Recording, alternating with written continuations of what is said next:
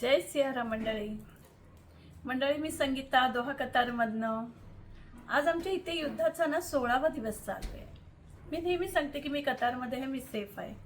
खरंच मंडळी मी सेफ आहे. आम्ही ज्या ठिकाणी ज्या एरियामध्ये राहतो ना त्या ठिकाणी अजूनही असा काही धोका नाही झाला. जात आहेत मिसाईली, वरून जात आहेत, आणि खरं म्हटलं तर मिसाईली पडत नाही आहेत, वरच्यावरच ते हे करतायत, खालीपर्यंत पडू नाही दिलेत मिसाईली अजून.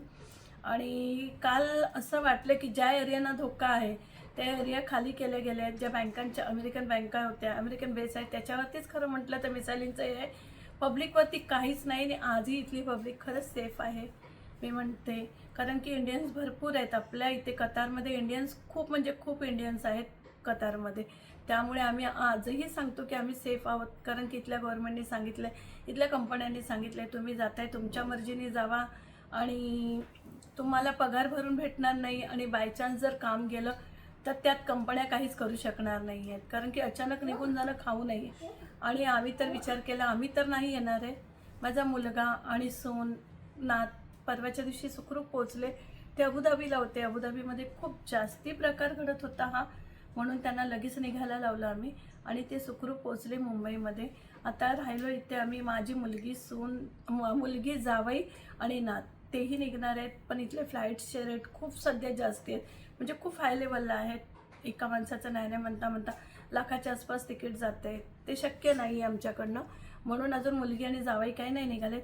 पण मंडळी खरं सांगू का, आम्ही नाही निघू शकत, कारण की तुम्हाला माझी कंडिशन सरळ सांगितली मी, की माझ्यावरती खूप मोठं कर्ज आहे आणि येऊन आमच्याकडे काहीच नाही. आज आम्ही 50-55च्या आहोत. नाही दुसरं कुठलं काम होणार, नाही काम भेटणार. जे काही आहे इथे गव्हर्नमेंट सर्व्हिस आहे माझ्या मिस्टरांना, अजून 4 ते 5 वर्ष त्यांची सर्व्हिस आहे. आम्ही अचानक नाही सोडू शकत, कारण की माझ्यावर कर्जाचा डोंगर आहे खूप मोठा.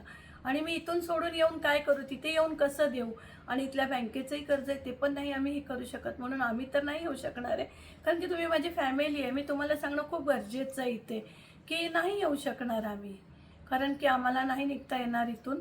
म्हणून आम्ही नाही निघणार आहे. मी आणि मिस्टर इथेच राहणार आहेत, मुलगी, जावई, आणि जरा जास्त कमी वाटलं तर ते तिघंही निघतील इथून. पण आम्ही नाही निघणार, आम्ही इथेच राहू.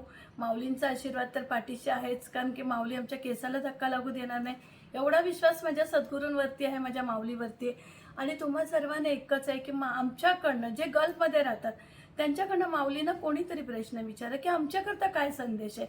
खरं म्हटलं तर मी सकाळची शाळा ऐकत नाही आहे, आणि मला सकाळची शाळा चालू नाही, म्हणजे होतच नाही चालू करणं, कारण की इथे पहाटे रात्री झोपायला उशीर होतो, कारण कधीही मिसाईलांचा आवाज येतो त्याच्यामुळे.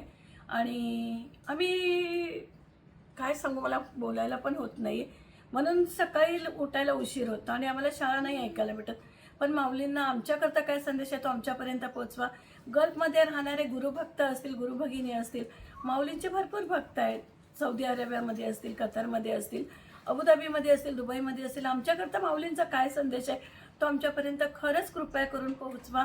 आणि मला मेसेज थ्रू पोहोचवा की माऊलींचा हा संदेश आहे की आम्ही कतारमध्ये राहायचं, किती सेफ आहोत आणि किती सेफ नाहीत. आमच्या गल्फवाल्यांकरता खरंच कोणीतरी एक व्हिडिओ बनवा इंडियातून आणि माऊलींचा संदेश आमच्यापर्यंत पोहोचवा. खरंच हात जोडून विनंती आहे तुम्हा सर्वांना.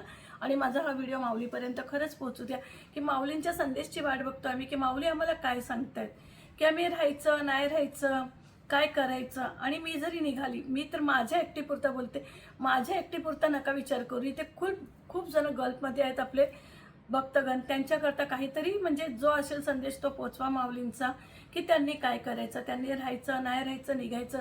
कारण की पूर्ण फॅमिली गल्फमध्ये राहते. आणि खरंच नोकऱ्या जर गेल्या तर पुन्हा नोकऱ्या भेटत नाही. तुम्हाला माहिती आहे आपल्या इंडियाची कंडिशन, की येऊन तिथे काय करणार. आणि जोपर्यंत पैसा आहे तोपर्यंत आपल्या इंडियामध्ये राहणं शक्य आहे, नंतर काय करणार. पैसा बंद होणार, कंपन्या पगार देणार नाही आहेत.